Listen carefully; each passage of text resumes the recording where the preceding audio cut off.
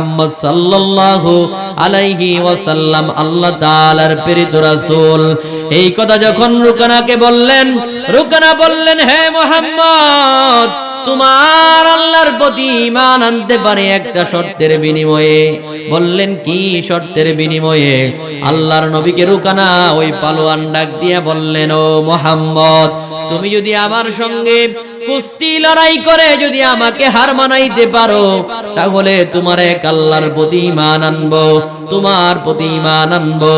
এই কথা বলার পরে আল্লাহর নবী বললেন, ও রুকানা, তুমি যদি আমার সাথে কুস্তি লড়াইয়ে হার মানো, যদি আমার সাথে যদি পরাজিত হও, তাহলে কে এক আল্লাহর প্রতি ঈমান আনবা নাকি? সুবহানাল্লাহ বলেন না। রুকানা বললেন, যদি এক আল্লাহর প্রতি ঈমান আনবো, তুমি যদি আমাকে ওই কুস্তি লড়াইয়ের সাথে কুস্তি লড়াইয়ের